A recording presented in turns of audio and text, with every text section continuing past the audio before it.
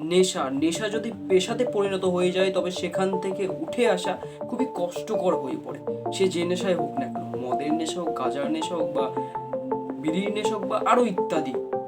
নেশা এমন একটা জিনিস, যদি ঠিক মতো লেগে যায়, যদি ঠিক মতো অভ্যাসে পরিণত হয়ে যায়, তবে সেখান থেকে উঠে আসা কিন্তু খুবই কষ্টকর। আর এটা কিন্তু আমরা সবাই জানি। বিড়ির প্যাকেট, মদের বোতল, বা আরও ইত্যাদি সব যত ধরনের নেশা আছে আমাদের এই পৃথিবীতে, বা আমাদের এই দেশে, বা আমাদের এই সমাজে, প্রত্যেকটা নেশাতে, প্রত্যেকটা নেশার প্যাকেটে বা বোতলে, বা সেসব নেশার সম্পর্কে আলোচিত সমাজে মুখে মুখে কথা আছে যে এই নেশাটা খারাপ, এটা করা উচিত না। সব কিছুর বিষয়ে এরকম আসে কিন্তু দেখবে। কিন্তু তার সত্ত্বেও আমরা কিন্তু সেই জিনিসটাই করি। কেন করি? হয়তো প্রথমে একে দেখি আশেপাশে এবং সেটা ভালো লাগে, ঠিক আছে, এই আমিও একটু দেখি, আজকে একটু বিড়ি টেনেই দেখি কেমন লাগে, আরও ইত্যাদি।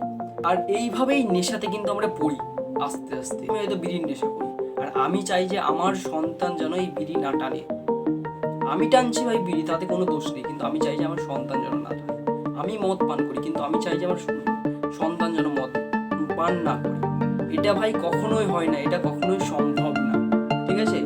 একটা কথা আছে যে তুমি যদি আজ উন্নতি করে যাও, তুমি যদি আজ সফল হয়ে যাও সেই লেভেলে বড় সড়ো, তবে তোমার সন্তানও সফল হয়ে দেখাবে। আর তুমি যদি অসফল ব্যক্তি হয়ে থাকো, তবে তোমার সন্তান অসফলই হয়ে থাকবে, কখনোই সফল হতে পারবে না। হয়তো হতে পারবে, সে খুব তাকে পরিশ্রম করতে হবে। আজ যদি আমি বিড়ি টানি, তবে আমার সন্তান তো বিড়ি টানবেই ভাই, অবশ্যই টানবে। সেই জন্য কখনোই না, কখনোই না, এসব নেশা বন্ধ করে দাও, এখনো সময় আছে। একটা ছোট্ট গল্পর মাধ্যমে বোঝানোর চেষ্টা করবো, যদি বুঝতে পারো ভালো, আর না বুঝতে পারলে আরো ভালো। একদিন এক বনের মধ্যে গুরু আর তার শিষ্য যাচ্ছিল, এবং তার গুরু শিষ্যকে বলে যে বাবা ওই গাছটা তোলো তো, গাছটা হয়তো ছোট একটা গাছ, ঠিক আছে, কেবল সবে হচ্ছে।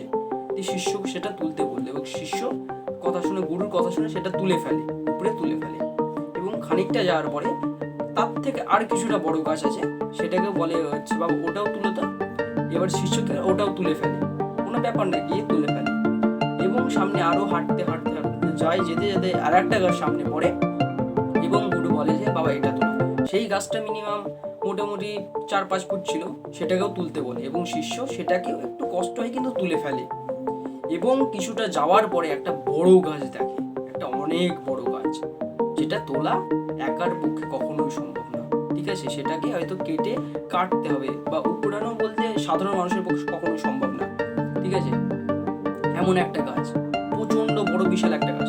এবং তার গুরু সেই শিষ্যকে বলে বাবা এবার তুমি এই গাছটা তুলে দেখাও তো। তখন তার শিষ্য বলে গুরুকে, গুরুদেব আপনি কি পাগল হয়ে গেছেন? এটা কি ধরনের কথা? এটা কি সম্ভব কখনো মানুষের পক্ষে এটা তোলা? তখন গুরুদেব কি বলে, শিকড় যদি ঠিক মতো আটকে যায় মাটিতে, যদি শিকড় ঠিক মতো গেড়ে যায় মাটিতে, যদি শিকড় ঠিক মতো মাটির মধ্যে চলে যায়, তবে সেই গাছকে তোলা খুবই কঠিন।